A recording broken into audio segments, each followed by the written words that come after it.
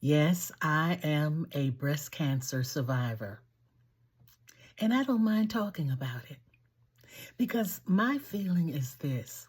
If God has taken us through any kind of heartache, trouble, or pain, He wants us to tell others because He wants us to tell others how powerful and how great He is. And when you keep it to yourself, you're not helping anybody else.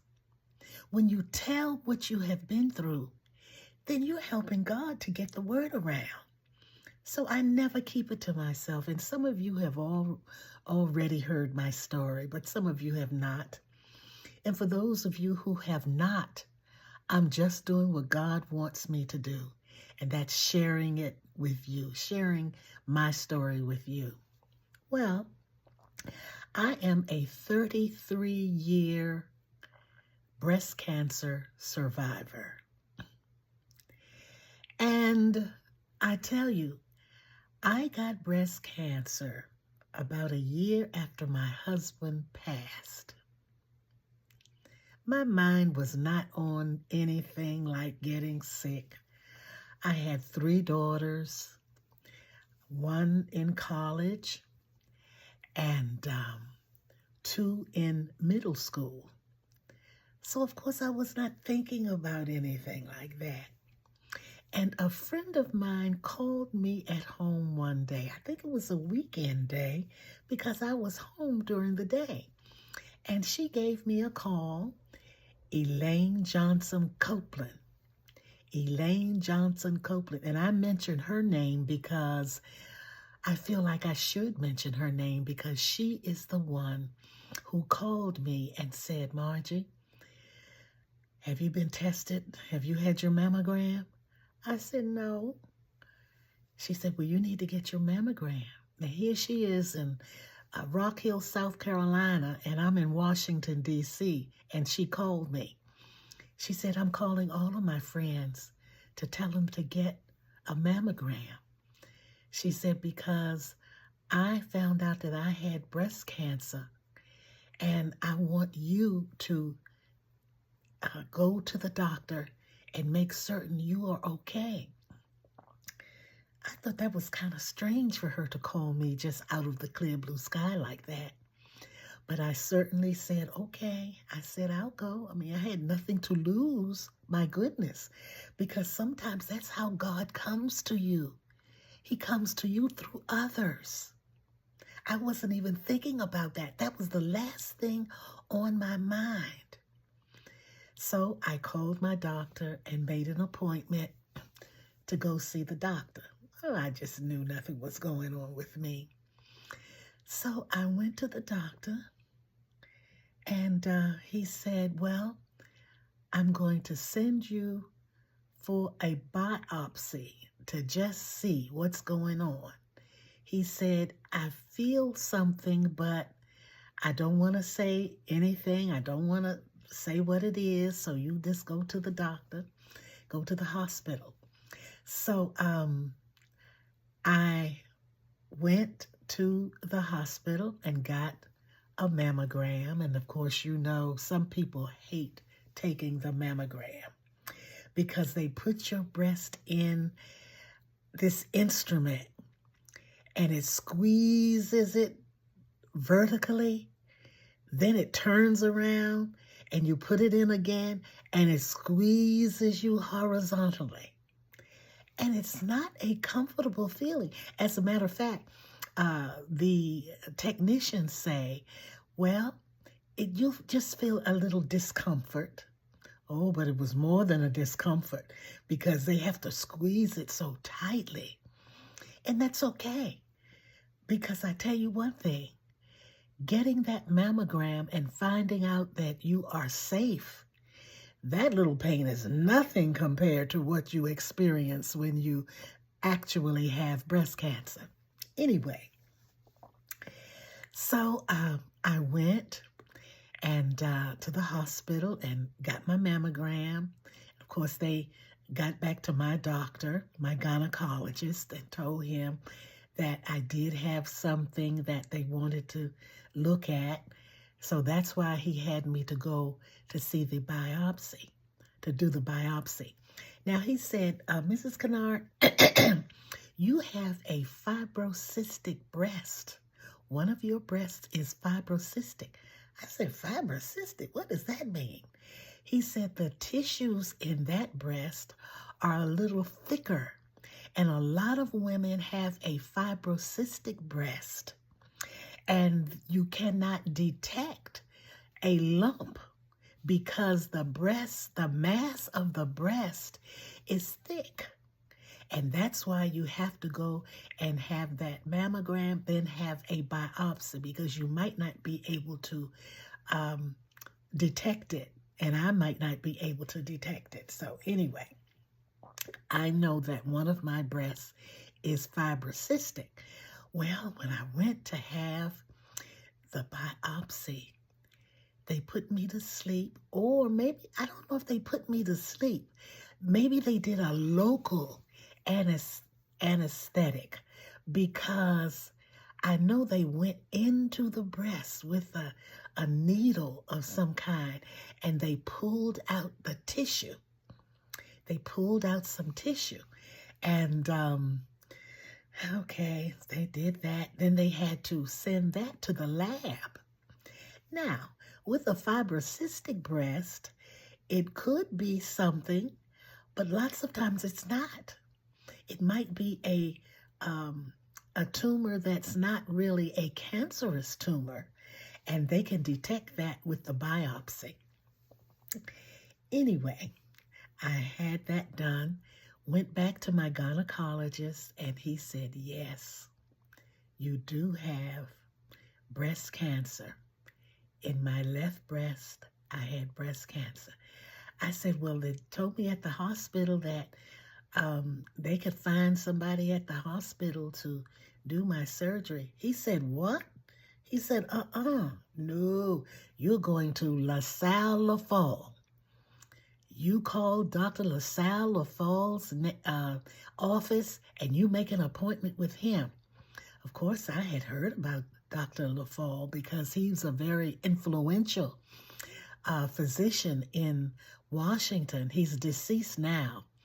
But I said, oh my God, I didn't know. I didn't have a husband to talk to about it. And I just didn't have anybody, but I did have my mother. I talked to her about it. I didn't want to talk to my children about it, of course. I just wanted to make sure that everything was okay. So I made my appointment with Dr. LaSalle LaFall. And in talking with his receptionist, she said, well, he takes his patients early in the morning, so you have to be here at 6 o'clock in the morning. I said, 6 o'clock? I said, can we push it to 10? She said, absolutely not. She said, he comes in at 5:30 and he sees his patients. Then he goes and does his surgeries. Then he's gone by noon.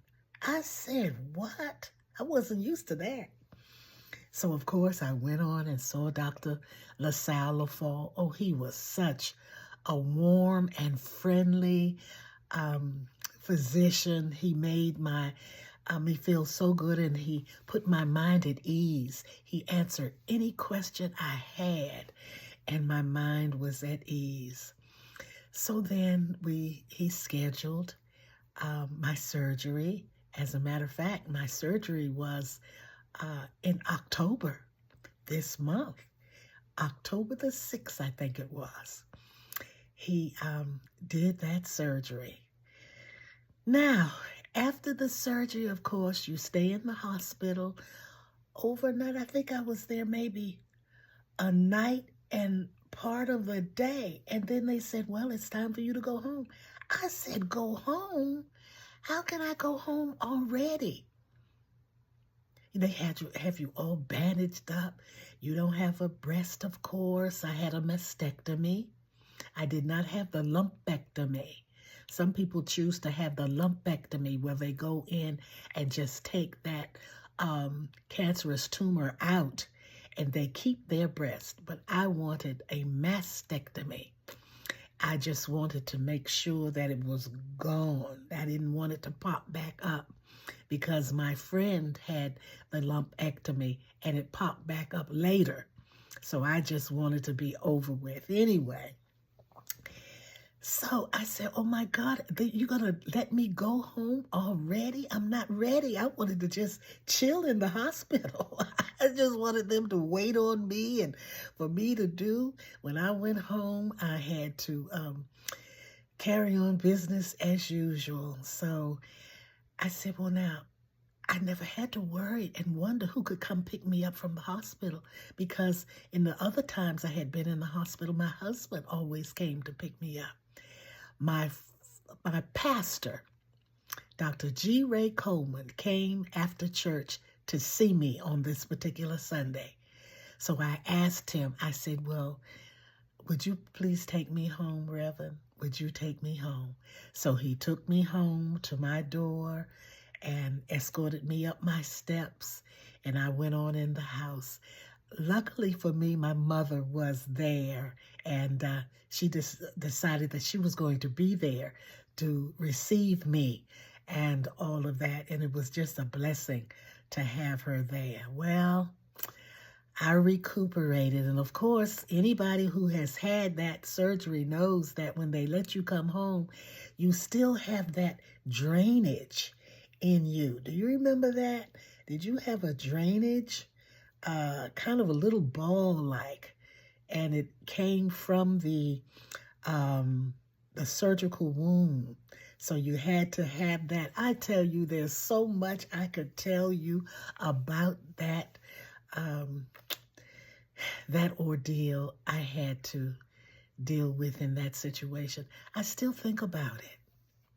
I still think about it, and I think a lot of women think about it, because that was the day I joined many, many women who have been through what I went through on that day. There is a sorority of those of us who have had breast cancer, and we can relate to one another because we have a shared adventure. And that's something we will never forget. If you have had breast cancer, why don't you say something in the comment section to let me know that you are my sister in breast cancery. That's not even a word, is it? But there's something that we share. Even if you did not have a mastectomy and chose to have the lumpectomy, we still share that same experience. Well, I went on, and of course I began to heal. They do not give you the prosthesis.